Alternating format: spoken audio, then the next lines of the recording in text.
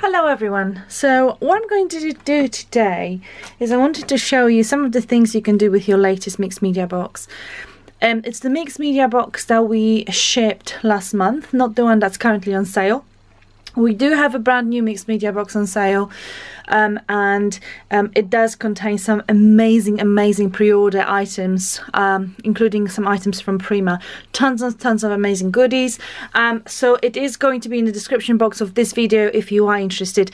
However, I have received quite a lot of requests to show you what to do with the products from a previous box. Absolutely fair enough, so I thought I'm going to take a moment to do that. So a few things that were in the box, and you may be wondering how to use them. So some of them are the Magic Powder by 13 Arts, and also the Glimmer Glaze by Tattered Angel, as well as the Medium by 13 Arts. And there was also a paint. These were the 4 products that we had in. We also had a stencil. We had some MDF tags, gold leaf, which I am going to be showing you how to use, and also the resin pieces. And lastly, we also had a little pot of stones. They were either blue or clear. They were just like novelty macro beads. So what I'm going to do is I'm going to show you how to use some of the products you may be not too sure how to use. So let's just start with Magic Powder, because I received tons and tons of questions about the actual Magic Powder and how to use it. Magic Powder is brilliant. What it is, it is a thickening agent for paints to create your own texture paste, for example. But another thing it does, if you put quite a lot of it in the paint and then mix it up, and then apply it, for example, like a stencil paste, then you will get crackle effect, which is fantastic. So that's why it's called Magic Powder. Okay, so let's just show you how you can use this. I am going to take the paint that we had in the mixed media box. The paint is beautiful. It is one of the latest collections from Finnabair Art Alchemy, and the color was dark velvet, and it's a metallic paint. I'm just going to give it a good shake, good mix. Always a good idea to do that. And I'm going to take my little palette knives. Actually, I might take a little larger. And then I've got a nice cute palette, which I'm going to use for this, just to keep it a little bit more contained comparing to my usual mixed media endeavours. I'm not going to use a huge amount, I'm just going to use that much and then put that to the side. And now I'm going to put, I'm going to put a decent amount of the Magic Powder inside, and then just give it a really good mix. You may want to grab your brush for this and then just mix with your brush. The key is that you just want to obviously submerge it, because it just really wants to sit on top. Here we go, getting there, definitely. That's much better, isn't it? Probably doing this with the tip of your palette knife is not the best idea, but look, it works. Eventually we got there.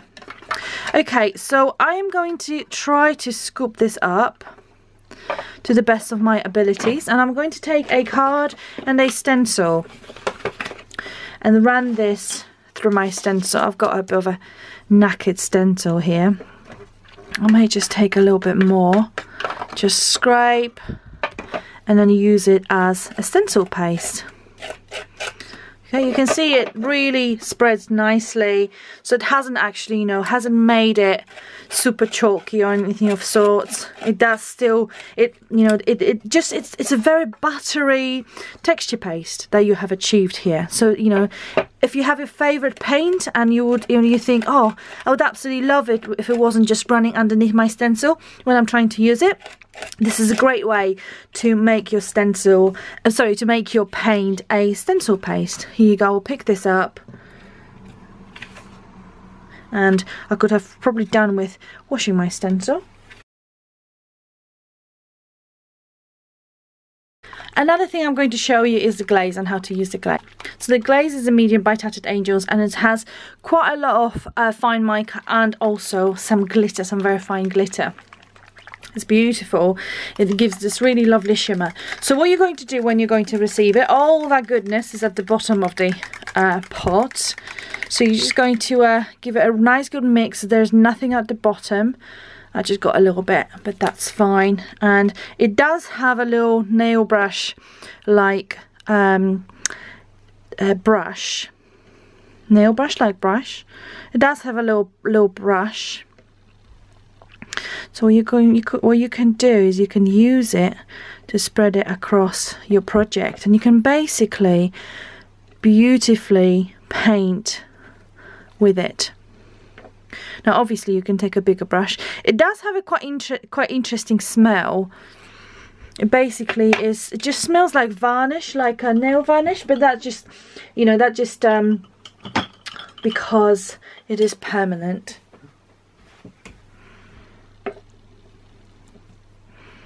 So colouring your resin in particular is going to be a breeze with this, and just gives this amazing just amazing shine and amazing shimmer to your project,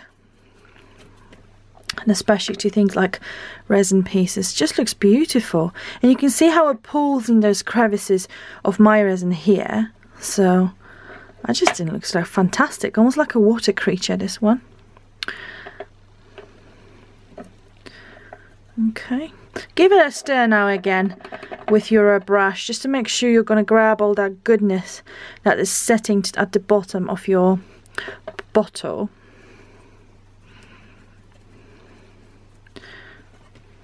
She's beautiful, isn't she? Right, just going to finish this one off. Here we go. Okay, that's lovely. That's just a quick job. Obviously you're going to do much better when you're working on this, but that's nice and quick. What you can do, you can give it a quick zap with the heat gun, but I would say don't keep your heat gun too close to this, because you don't want this to bubble up. You do want just to, you know, make sure that you're moving things around. So her face is nearly dry, and what you're going to get, as I mentioned before, you're going to get that lovely sheen to whatever surface you're going to apply this glaze to. Let's have a look at how it works on a piece of card, because we can. Might as well have a little look at how that works. I've just got a little bit of a used piece of card, and I'm just going to spread it. It's kind of, it's not really like watercolor, and I would say if you're using on a card, and if you're using on a mixed media piece, perhaps use some gesso first. So definitely not a watercolor, and it is a kind of, it is water based, but it's got a solvent in it, and it's like a very, very thin nail varnish. That's how you need to think about it. And let's just dry this and see how it actually will work and look like when it's dry. It sinks it sinks very deeply in the actual card.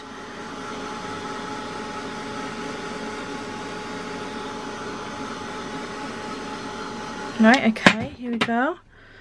And again, the thing with this one is that you still get that sheen.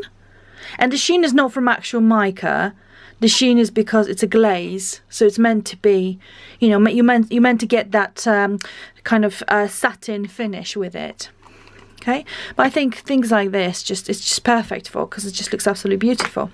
Okay, another thing I'm going to talk about is the gold sheet, and I absolutely love gold flake.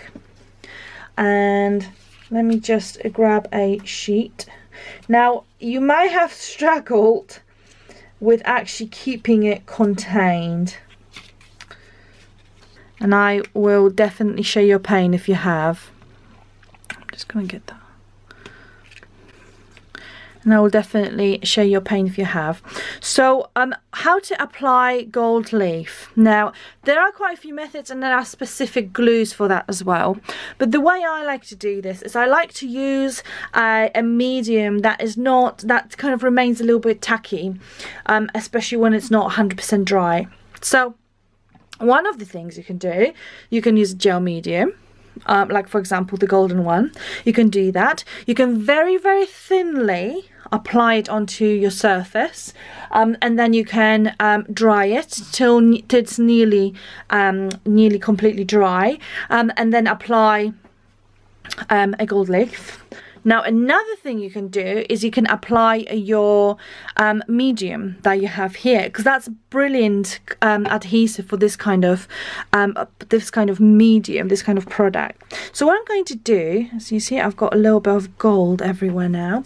What I'm going to do is I'm actually going to show you how to do that. So I'm going to take another one of our Mother Nature's, because she's just gorgeous, and I am going to take a little bit of medium. Just going to pour it in one of those compartments here. A brush, ideally dry one.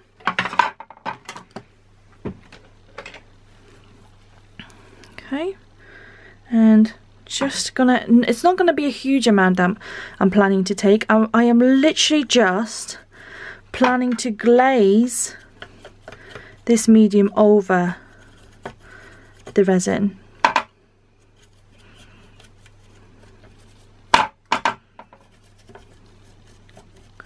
Alright, make sure you are actually not applying tons and tons here. Lovely. Now take a heat gun and very, very gently zap it with a heat gun.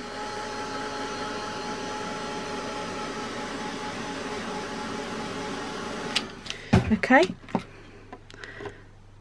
Perfect, and that remains just a little bit tacky, which is absolutely perfect.